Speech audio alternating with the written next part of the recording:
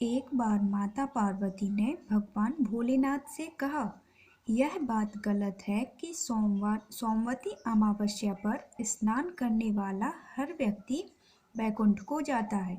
हर व्यक्ति बैकुंठ को नहीं जा सकता। नहीं पार्वती, जाता है। यह शास्त्रों में लिखा है। नहीं महाराज जी, नहीं जाता होगा। शास्त्रों में गलत बताया गया होगा।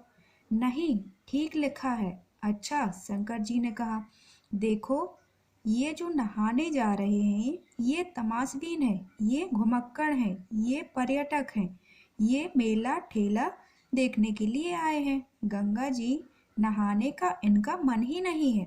बद्रीनाथ की यात्रा पर जो लाखों आदमी जाते हैं ये घुमक्कड़ हैं, पर्यटक हैं। ये ऐसे ही मटर गश्ती करते रहते हैं, वहाँ वहाँ से यहाँ डोल डोल कर आ जाते हैं। पर महाराज जी, ये तो गंगा स्नान करने के लिए आए हैं। नहीं, गंगा स्नान के लिए नहीं आए हैं। कैसे? चलिए मैं तुम्हें बताता हूँ।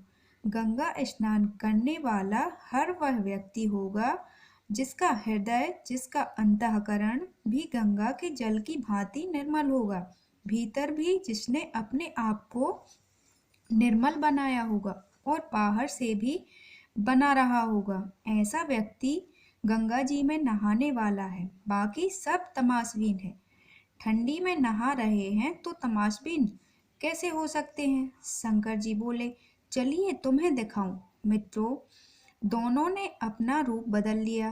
पार्वती जी ने बहुत ही सुंदर रूप बना लिया और शंकर जी ने बुढ़े कोढ़ी का रूप धारण कर लिया। जिधर से गंगा नहाने वाले जा रहे थे उसी रास्ते में जा बैठे। जो भी गंगा नहाने वाला निकले मजाक करें और कहें कि अरे, यहाँ इस बुढ़े के साथ क्या करेगी? कौन है यह बुढ़ा? यह बुढ़ा हमारा पति है। तेरा पति है तो इसको धकेल दे गंगा जी में। बुढ़ापे में इसने ब्याह किया, इसके साथ क्यों आ गई? अच्छा, तो फिर क्या करूं? हमारे घर चल, हमारे यहाँ मकान है, भैंस दूध देती है, सोने चांदी के जेवर पहना देंगे।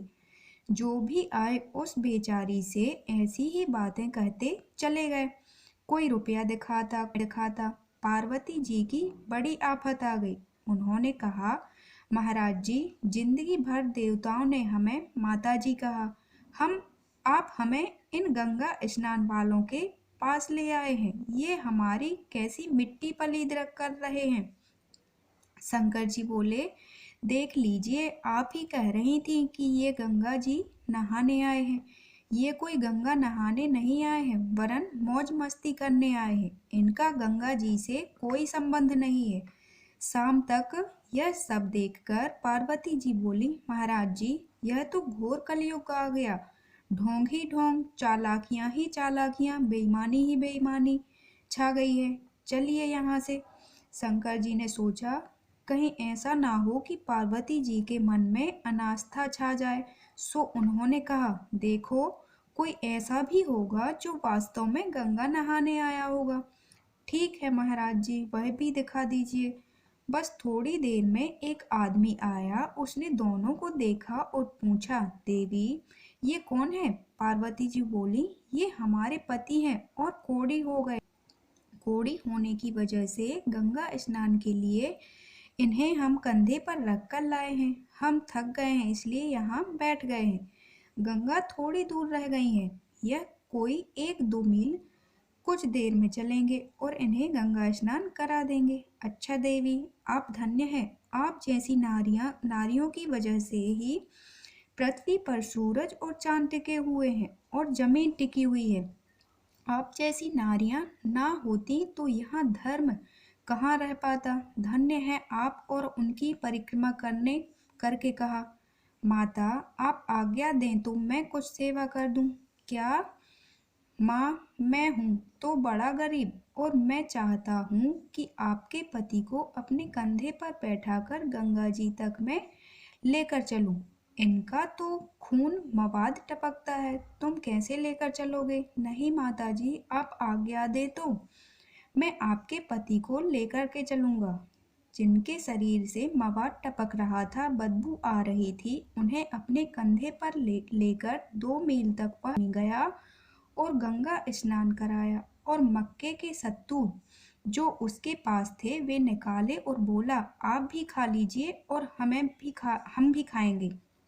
सत्तू को 3 हिस्सों में बांटा, एक हिस्सा पार्वती जी को दिया, एक हिस्सा महादेव जी को और तीसरा हिस्सा स्वयं ने खा लिया। पार्वती से महादेव जी ने कहा, देखो यह एक ही आदमी है जो स्वर्ग को बैकुंठ को जाता होगा, तो क्रिया कृत्यों के आधार पर नहीं वरन मनः स्थिति को ठीक करने के आधार पर ही जाता होगा। स्वर्ग के लिए महात्म्य यदि लिखा है कि गंगा स्नान करने वालों को स्वर्ग मिलना चाहिए, तो केवल एक ऐसे ही व्यक्ति के लिए लिखा है और किसी के लिए नहीं। पार्वती जी की समझ में आ गई।